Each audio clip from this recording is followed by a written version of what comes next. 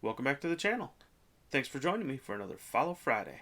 Let's talk about making stuff and breaking stuff with Al.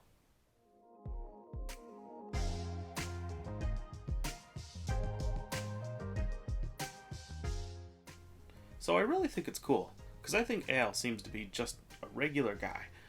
He's sitting out there in his workshop, doing tool reviews, doing comparisons.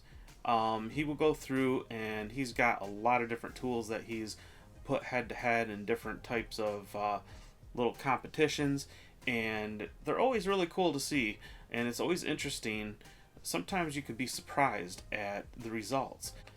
So I think I had some preconceived notions based on some YouTube videos that I had seen on other channels before. What's really cool about what Al does is he will put tools from big name brands head to head against other big name brands, or brands that people might think are like a lower grade, and sometimes you might be surprised about what actually comes out on top. Sometimes it's close, sometimes it's not close. Al will also post a lot of deal alerts. So if you're subscribed and you have the notification bell turned on, then he'll post a video and you get notified, and you can go to, say, the Home Depot website or whatever website it is that he finds this deal on, and you can take advantage of it if it's something that you're interested in. You may not be interested in all the deals, but you never know. He might post one that you're just looking for just that thing, and it could save you some money. So Al has done a video on new Ryobi bits. He did a video on the Ryobi Supercharger, which charges multiple batteries and actually has a USB port to charge your phone. He did a review of the Toro battery-powered snowblower. He did Husky versus Harbor Freight. He did a roundup of worksite fans. He has a video titled Ryobi Meltdown.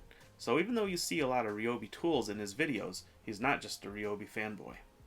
He recently did a video comparing a work light, which I actually have from Ryobi, that is a LED, works on their batteries, but it's also a hybrid. You can plug it in. And he compared that light to a Craftsman light that is very similar, and it was pretty interesting. The Ryobi is a lot stronger brightness. It's 2400 lumens as compared to 1800 lumens, so really the Craftsman is only about 3/4 the brightness. I actually like Craftsman. My dad and my uncles used to swear by Craftsman, and that's because their old tools were really good. Unfortunately, in the last couple decades, I think Sears kind of ran the brand into the ground.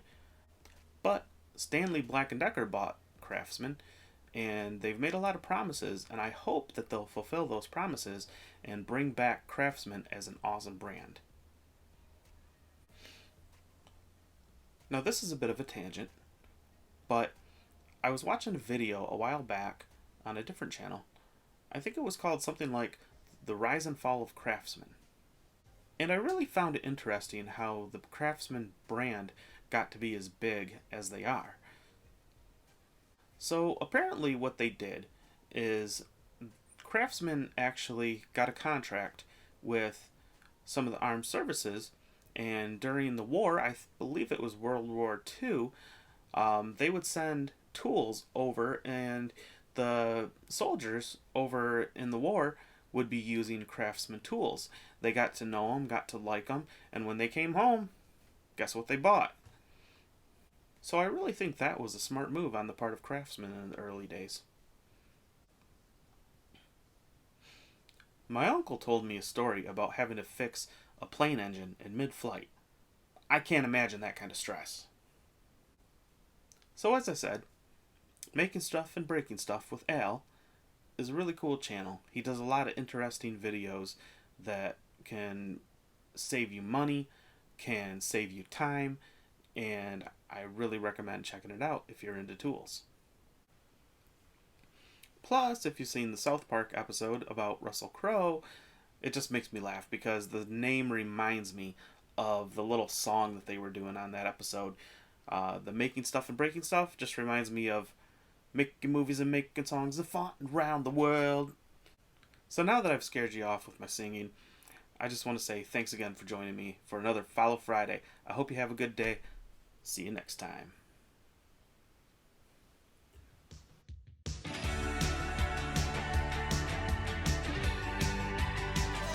Love it. So it's really an interest. It's very close. Sometimes the big name doesn't come out on top.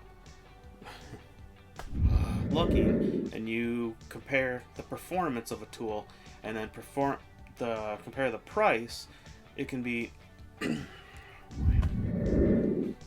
will also. He did a review of the Toro batter. He did a roundup of work saw. My uncle told me a story about having a ficcut.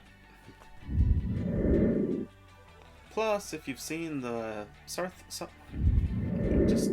I don't know.